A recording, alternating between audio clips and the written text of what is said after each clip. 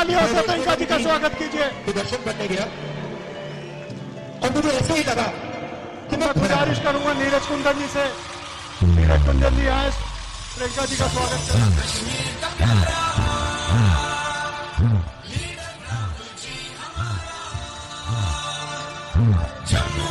धन्यवाद। म्यूजिक बंद। साथियों, सबसे पहले मैं दिल की गहराइयों से मैं अपने बिश्ना वासियों की तरफ का अपनी मैडम श्री प्रियंका गांधी हुंदा धन्यवाद करना चाहूंगा कि आज वो सारी बिश्ना की धरती में सारे बिच आए।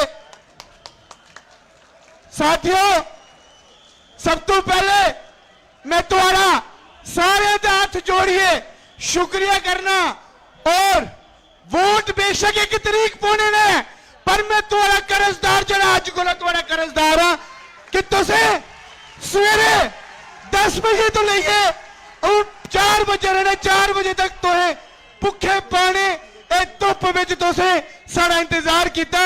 मैं तुम्हारा पूरी उम्र वास्ते गुजरदार हाँ। साथियों, 1 तरीक की इलेक्शन है, समय बड़ा कट है, 4 दिन रही गए ने खाने इलेक्शन दे। मैं खाली 2 मिनट जब अपनी गल खत्म करगा कि तुसे सारे 4 दिन नीरज कुंदन बनिए जड़े काम करना। बाकी मेरी माता रानी की कृपा की थी, 1 साल मेरी उम्र हो, 2 साल हो, 40 साल उम्र हो तुम्हारे ऊपर जड़ी मैं निशावर कर। मैं उन समय वेस्ट नहीं करगा क्योंकि तुसे सवेरे 10 बजे खड़ोते हो।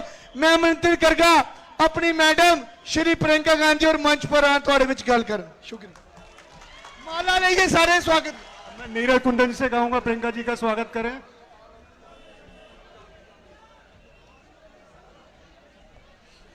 दोनों हाथों से तालियां बजाइए आप। प्रियंका गांधी, प्रियंका गांधी, प्रियंका गांधी,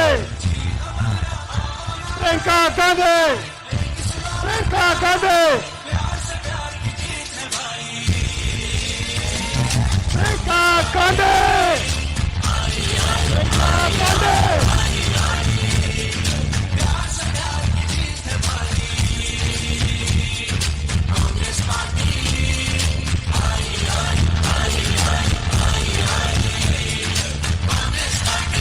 का आपको बेसब्री से इंतजार था। हमारी सामाजिक न्याय की प्रता, सामाजिक योद्धा आदरणीय प्रियंका गांधी जी को मैं आमंत्रित करता हूं बुलाने के लिए। जोरदार तालियों से आदरणीय प्रियंका जी का स्वागत कीजिए।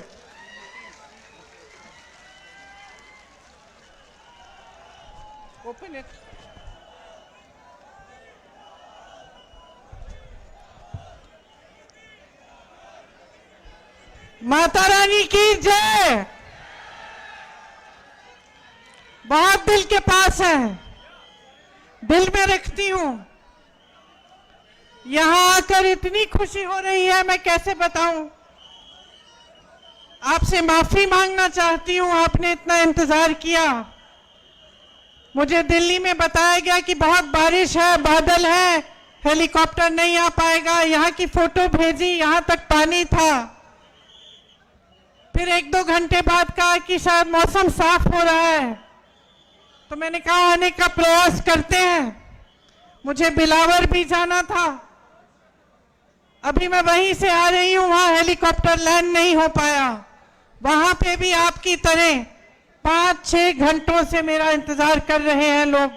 मैं उनसे भी माफी मांगना चाहती हूं और कहना चाहती हूं कि चुनाव के बाद मैं प्रयास करूंगी कि मैं एक बार बिलावर जरूर आऊं, क्योंकि आप सबने इतना इंतजार किया। इसी तरह से आप यहां सुबह से बैठे हैं। नीरज जी बता रहे थे कि पानी भी नहीं पिला पाए क्योंकि सिक्योरिटी की कोई पाबंदी थी। तो मैं आपकी बहुत ही शुक्रगुजार हूं, खास तौर से मेरी बहनें। आपका घर पे भी काम होगा, फिर भी आप यहाँ बैठी हैं, इंतजार कर रही हैं। आपका बहुत बहुत धन्यवाद। देखिए, एक जुड़ाव होता है राजनीतिक, एक पारिवारिक जुड़ाव होता है, एक ऐसा जुड़ाव होता है जो अपनी जमीन से होता है, जहां अपने परिवार के पुश्तों की पैदाइश है, वो एक अलग बात होती है। वो एक लगाव होता है जो शायद लफ्जों में बताया भी नहीं जा सकता। जम्मू कश्मीर से मेरे परिवार के सदस्यों का यही जुड़ाव है, यही लगाव है। मैं यहां आती हूं तो आपकी शक्लें भी मेरे से मिलती जुलती हैं। काफी बार मैं देखती हूँ, गाड़ी से देखती हूँ या किसी से मिलती हूँ, कहती हूँ तो ऐसे लगता है कि मेरी बहन है। तो एक अलग जुड़ाव है।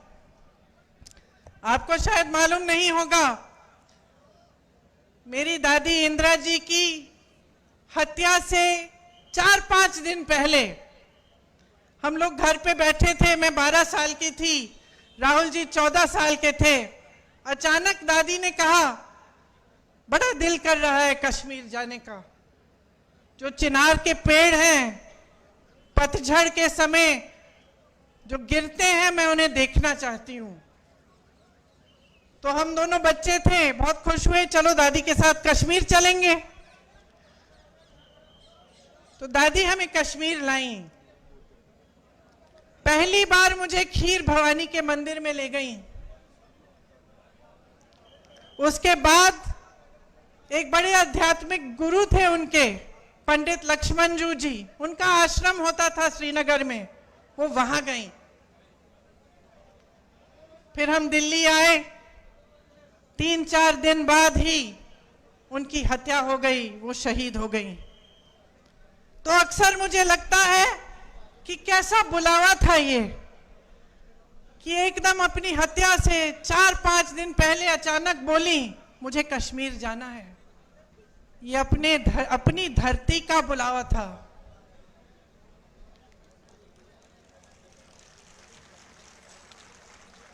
ये माता का बुलावा था कि वो खीर भवानी गई।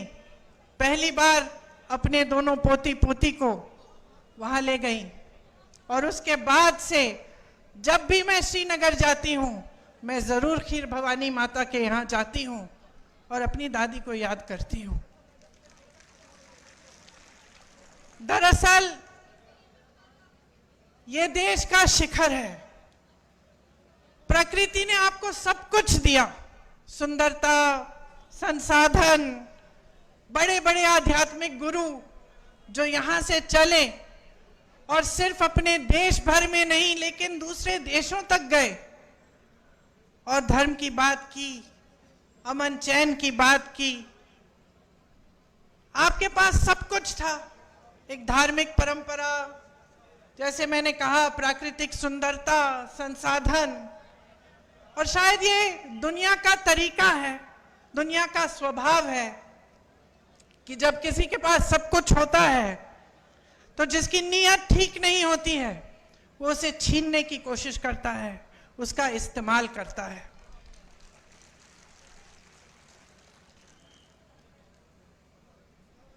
एक तरह से भाजपा के नेताओं ने जम्मू और कश्मीर को अपने राजनीतिक शतरंज का मोहरा बना दिया है। यहां के लिए नीतियां नहीं बनती, आपके लिए नीतियां नहीं बनती। आपके प्रति जो नीतियां बनती हैं वो देश में जज्बातों को उभारने के लिए, राजनीति करने के लिए बनाई जाती हैं। मैं मोदी जी का भाषण देख रही थी, यहां आ रही थी, मैंने सोचा देखूं मोदी जी क्या कह रहे हैं।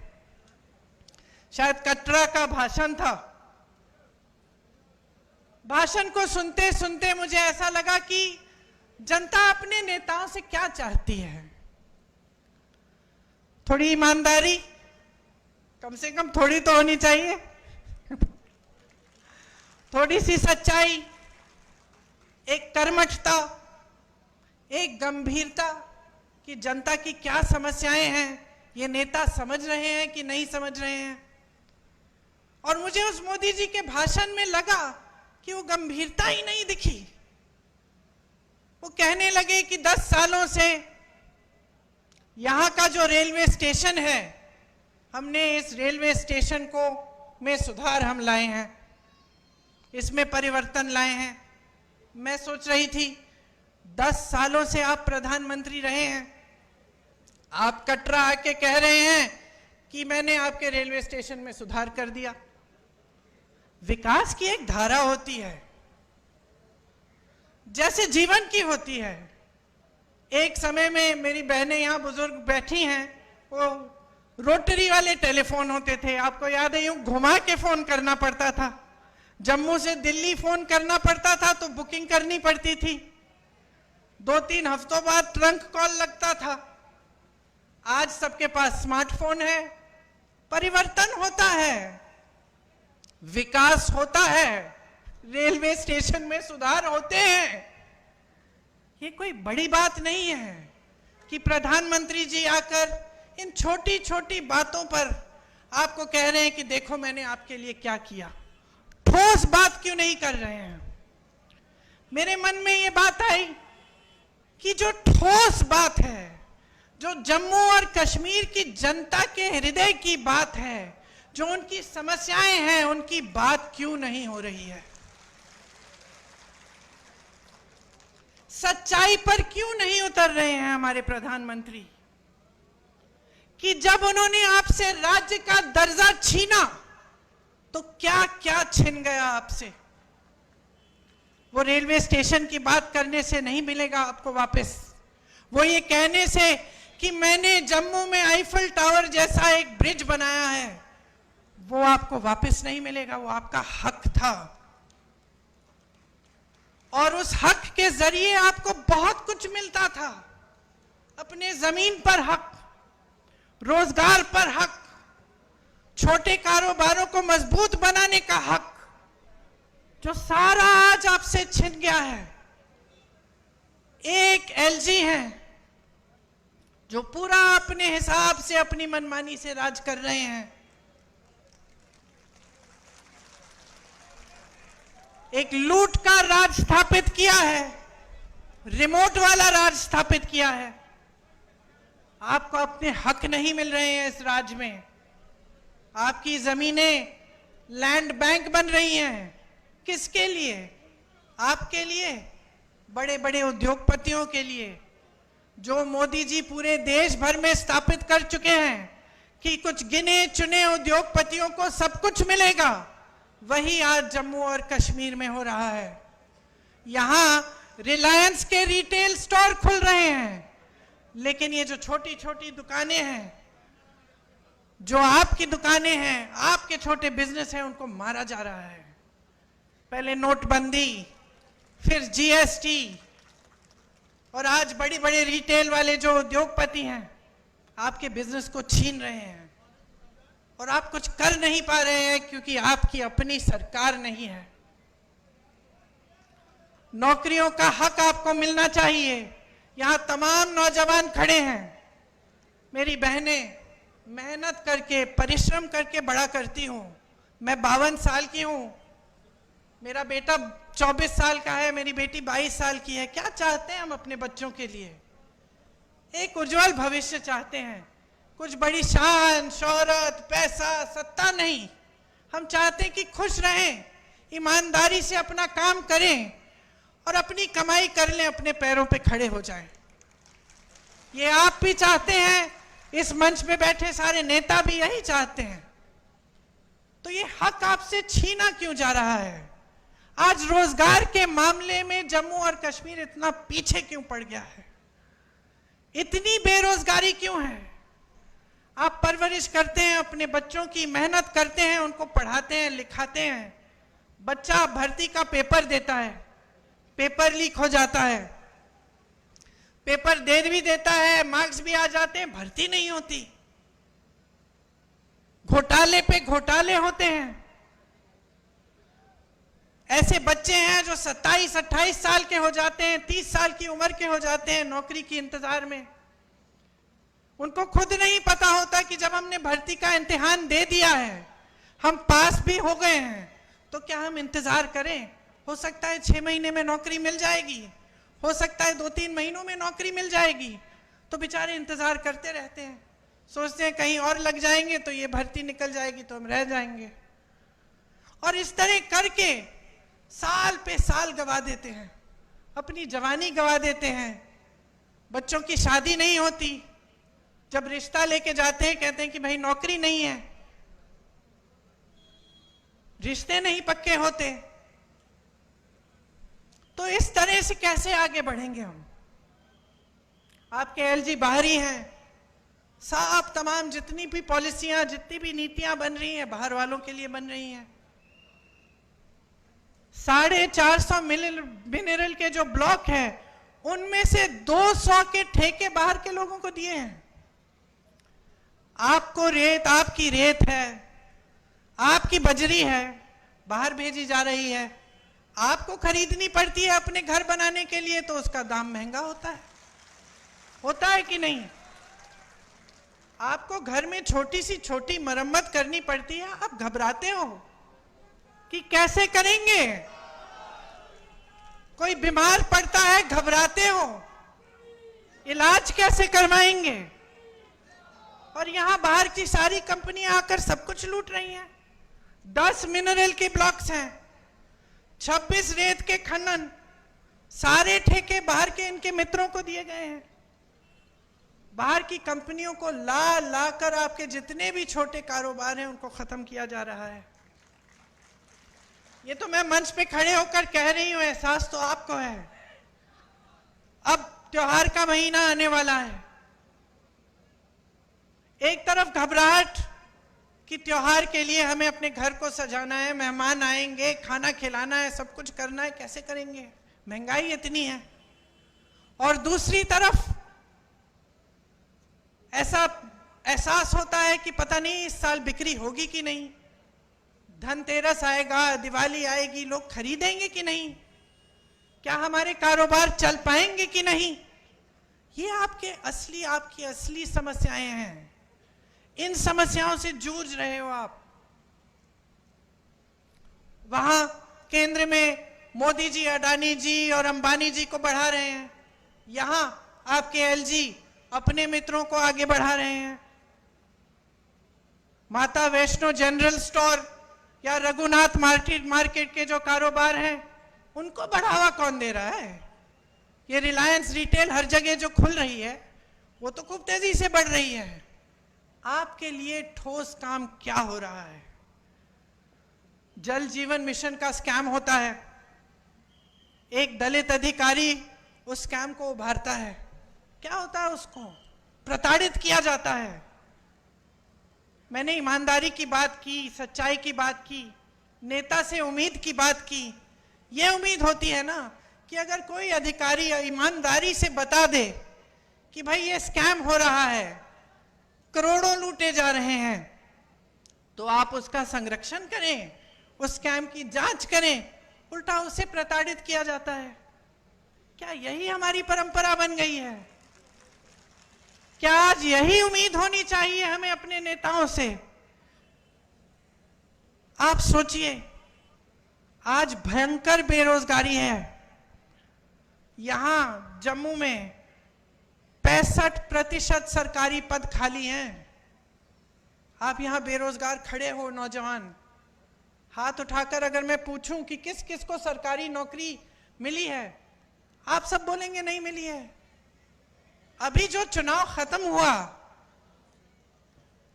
उसमें हमने हम पूरे देश भर में घूमे, जहां जहां गए हमने पूछा भाई हाथ उठाओ, किस किस को रोजगार मिला है। एक हाथ नहीं उठता था। 10,000, 20,000, 50,000 की भीड़ में एक हाथ नहीं उठ रहा था। उल्टा क्या दिया जाता है आपको? नौजवानों को अग्निवीर जैसी स्कीम। ये हमारे जवान खड़े हैं, देश के लिए जीवन देने के लिए तैयार हैं। जब ये आते हैं हमारी सुरक्षा करने के लिए, जब सरहद पे खड़े होने जाते हैं, तो मन में ये रखते हैं कि हम एक दिन शहीद हो सकते हैं इस धरती के लिए, और आप अग्निवीर लाते हैं कि बच्चा जाएगा, सरहद पे खड़ा होगा, सुरक्षा करेगा हमारे देश की, लेकिन शहीद हो जाएगा तो उसको कुछ नहीं मिलेगा। उसके माँ बाप को पेंशन तक नहीं मिलेगा। और इसके लिए हम सारे विपक्षी दल लड़ रहे हैं, बार बार इन मुद्दों को उठाते हैं, लेकिन इतना अहंकार है इस सरकार में, हमारे प्रधानमंत्री जी में, कि वो जानते हुए कि ये गलत स्कीम है, जानते हुए कि ये नौजवानों के लिए ठीक नहीं है, वो पीछे नहीं हटते। वो कहते नहीं है कि ठीक है, गलती हो गई, गलत स्कीम ले आए, हम इसको सुधार देते हैं। जहां आपको आर्मी में, फोर्सेस में रोजगार का मौका मिलता था, वो टूट गया है, आज नहीं मिलता है। खेती में रोजगार बनते थे, आज नहीं बनते हैं। सबसे ज्यादा रोजगार हमारे देश में, हमारी देश की जो रीढ़ की हड्डी है, वो छोटे कारोबार हैं। ये सारी दुकानें जो मुझे यहां से दिख रही हैं, आप रोजगार दिलवाते थे। ये छोटे छोटे बिजनेस जो अपना कुछ बना दिया, कानपुर में लेदर का बिजनेस था, आगरा में कोई और बिजनेस, मुरादाबाद में पीतल का बिजनेस, यहाँ जम्मू में और बिजनेस, सारे तमाम ऐसे बिजनेस बंद हो रहे हैं, तो रोजगार वहां से भी नहीं मिलेगा। तो कौन सी स्कीम है इनके पास रोजगार दिलवाने की? सिर्फ स्कैम, पेपर लीक, अग्निवीर जैसी फिजूल की स्कीमें। और ऊपर से क्या होता है, आप माताएं हैं, नौजवान बच्चे हैं, मैंने कहा मेरे भी नौजवान बच्चे हैं, जब बच्चे में ये नाउम्मीद हो जाती है कि मेरे भविष्य में कुछ नहीं है, मैं कमा नहीं पा रहा हूं, घर पे बैठा रहता है, तब ड्रग्स फैलते हैं। चिट्टा कितना फैल गया है जम्मू कश्मीर में, कोई बात भी करता है इसके बारे में? ये सारे भाजपा के नेता जो आते हैं, वोट मांगने के लिए आते हैं, आपकी सच्चाई की बात करते हैं क्यों नहीं करते हैं? क्योंकि वो जानते हैं कि इसकी जड़ क्या है। जड़ बेरोजगारी है, बेकारी है।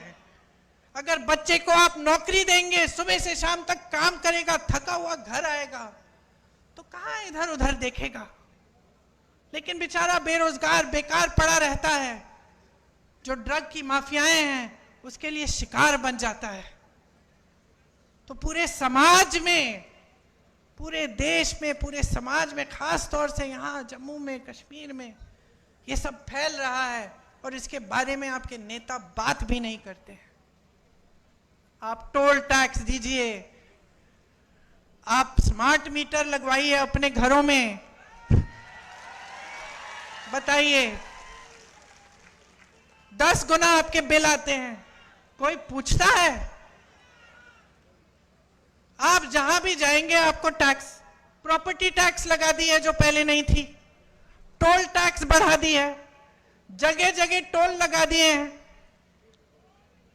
स्मार्ट मीटर आप तो जानते ही हैं, आपकी आवाज से पता चल रहा है मुझे कि कितना असर पड़ रहा है आपके जीवन पे। तो आपकी जमीनें छीनेंगे, आपसे टैक्स लेंगे, चाहे प्रॉपर्टी की हो, टोल की हो, कुछ भी हो, ऊपर से जो काम कराने पड़ते हैं आपको रिश्वत देनी पड़ती है। तो कहां के रह गए हैं आप? आपकी सुनवाई भी है इनकी सरकार में? आतंकवादी हमले कुछ कम नहीं हुए इनके राज में। यहां पे एक आंकड़ा है मेरे पास, 683 आतंकवादी हमलों में तकरीबन 260 जवान और 170 आम जनता की जानें गई हैं। तो ये भी बात नहीं है कि आतंकवाद कम हो रहा है। 150 सालों से चली आ रही जो दरबार कूच थी, उसको भी इन्होंने खत्म कर दिया। एक परंपरा थी, आपको मालूम है, वो आपका गौरव था, उसको भी खत्म कर दिया। तो ये है आपका नया जम्मू कश्मीर। राज्य का दर्जा आपसे छीना, आपसे जब छीना गया तो आपको क्या क्या बताया गया कि इससे बड़ा फायदा होगा आपका। क्या फायदा हुआ, मैं जानना चाहती हूं। मैं जानना चाहती हूं, आप में से कोई मुझे बताए क्या फायदा हुआ।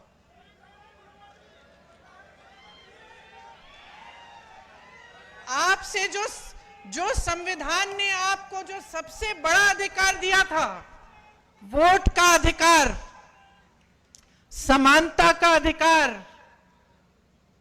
जो कबीर जी जैसे संतों ने, रविदास जी जैसे संतों ने जिसकी बात की थी, वो अधिकार, समानता का अधिकार कि भाई तुम में और तुम में कोई फर्क नहीं है, सब समान हो, ये अधिकार हमारे संविधान में गड़ा हुआ है। ये अधिकार छीना आपसे कि इतने सालों के लिए आप वोट तक नहीं दे पाए, तो क्या उम्मीद रख सकते हैं आप इन लोगों से? सब छीना है, सब लूटा है। मंच पर आते हैं, मैं प्रधानमंत्री के भाषण की बात कर रही थी, 45 मिनट में से 20 मिनट तो मेरे परिवार पे उन्होंने व्यर्थ किए। अब आप मुझे बताओ, अगर मैं यहां आकर 20 मिनट के लिए सिर्फ आपको यह सुनाऊं कि मोदी जी का परिवार ऐसा है, वैसा है, आपको क्या लगेगा? क्या लगेगा बहन, क्या लगेगा? यही लगेगा ना कि इस नेता को समझ में नहीं आ रहा है कि मेरी समस्या क्या है, मैं तो अपनी समस्या की बात सुनना चाहती हूं, यही लगेगा ना।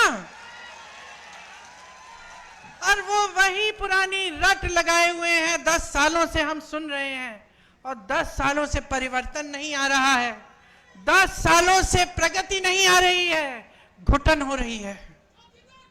खास तौर से यहां जम्मू और कश्मीर में घुटन हो रही है, भविष्य नहीं दिख रहा है आपको।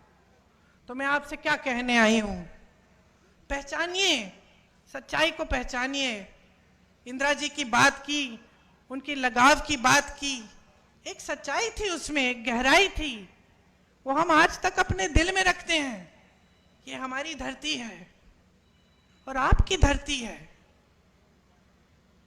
आप वहां बैठे हो, नेता मंच पे बैठे हैं, आप अलग नहीं हो नेताओं से। ये अलगपन दूर करना पड़ेगा हमें। आपको समझना पड़ेगा कि ये नेता आपने बनाए हैं। आपको समझना पड़ेगा कि नेता आए आपके सामने, आपकी समस्याओं के बारे में बात करे, तब तक आप वोट मत दो उसे, चाहे कोई भी हो। ये लड़का नीरज, मैं इसे अच्छी तरह जानती हूं, संघर्षशील है, ईमानदार है, और सबसे बड़ी बात पता है क्या है? हिम्मत है इसमें, लड़ने की हिम्मत है। जब जब मैंने दिल्ली बुलाया कि आ जाओ धरना प्रदर्शन है, एकदम आया और पीछे नहीं हटा। पुलिस ने लाठी मारी, तंग किया, ढकेला, मारा, पीटा, फिर भी पीछे नहीं हटा। तो मैं अपने अनुभव से जानती हूं कि नीरज में हिम्मत है, लड़ने की शक्ति है, और आपके लिए लड़ेगा।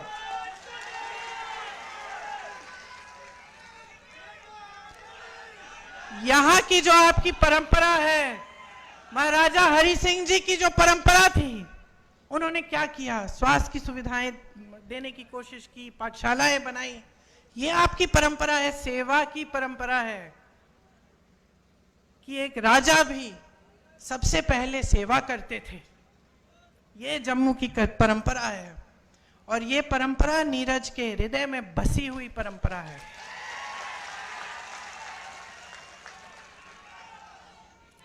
मैं आपसे कहने आई हूं कि नीरज को आगे बढ़ाओगे तो आप अपने भविष्य को मजबूत बनाओगे। नौजवान है मगर समझदार है, इसमें वो विवेक है जो हर नेता में होना चाहिए कि जनता सर्वोपरि है, मेरे से बड़ी है, ये समझते हैं। चुनाव के संदर्भ में यहां आई हूं तो मैं आपको यह भी बताना चाहती हूं कि कांग्रेस पार्टी का एक विजन है, एक नजरिया है आपके लिए, आपके भविष्य के लिए। हम आपके राज्य का जो दर्जा है वो आपको वापस देना चाहते हैं। मुझे हंसी आई देश के गृह मंत्री जी ने एक भाषण दिया यहां आकर कि भाई राज्य का दर्जा वापस चाहिए तो हमें वोट देना पड़ेगा। अरे जब छीना आपने है, ये तो वही बात हुई कि घर के अंदर चोर आया, आपका टीवी लेके चले गया, और फिर चोर कहता है कि टीवी वापस चाहिए तो भाई मेरे से पूछो। वही बात हुई ना, लिया आपने, अब कह रहे कि वोट नहीं दोगे तो हम देंगे। अब हम ही दे सकते हैं और कोई दे ही नहीं सकता आपको। समझ लीजिए क्या चाल चली जा रही है आपके साथ। तो कांग्रेस पार्टी चाहती है कि एकदम हमारी सरकार आएगी तो हम आपको राज्य का दर्जा वापस देंगे। 150 साल पुरानी जो दरबार कूच की जो परंपरा है वो फिर से शुरू की जाएगी। आपके रोजगार, आपकी जमीन को हम सुरक्षित करेंगे। हम सुरक्षित रखना चाहते हैं। हम चाहते हैं कि आपके रोजगार का हक, आपका जमीन का जो हक है वो आपके हाथों में वापस जाए। जहां जहां कांग्रेस की सरकारें आज है प्रदेशों में, वहां हमारा ये पूरा प्रयास है। हम पेपर लीक के लिए एक जॉब कैलेंडर निकालना चाहते हैं और सख्त से सख्त कार्रवाई करना चाहते हैं अगर कोई पेपर लीक हो, ताकि जॉब कब मिलेगा, पेपर कब होगा, रिजल्ट कब आएगा, ये सब पहले से निर्धारित हो। और इसके साथ कोई इधर उधर करने की कोशिश करे अधिकारी तो उस पर सख्त कार्रवाई हो। खाली पड़े 1 लाख पदों को हम भरना चाहते हैं। बेरोजगार युवाओं को प्रति माह 3,500 रुपए हम देना चाहते हैं, ताकि उनका थोड़ा आत्मविश्वास बने, अपने पैरों पे खड़े होने का कम से कम मौका तो मिले। घर की मुखिया महिला जो है उनको हर महीने 3,000 रुपए हम सम्मान राशि देना चाहते हैं। ये जहां जहां हमारे प्रदेश हैं वहां ये काम हम कर रहे हैं। 25 लाख तक स्वास्थ्य बीमा हम निकलवाएंगे। आज हमारे प्रदेशों में ये काम हो रहा है और राजस्थान में जब हमारी सरकार थी तो हमने किया और उससे बहुत लाभ हुआ लोगों का। कैंसर के पेशेंट्स का, जो बड़ी बड़ी बीमारियां होती हैं, बड़ी बड़ी सर्जरियां करनी पड़ती हैं, वो लगभग मुफ्त हो गई क्योंकि 25 लाख तक आपका बीमा था। ये स्मार्ट मीटर्स इंस्टॉल करने पर रोक लगेगी। घरेलू और कमर्शियल उपभोक्ताओं के जो पेंडिंग बिल हैं वो हम माफ करवाएंगे।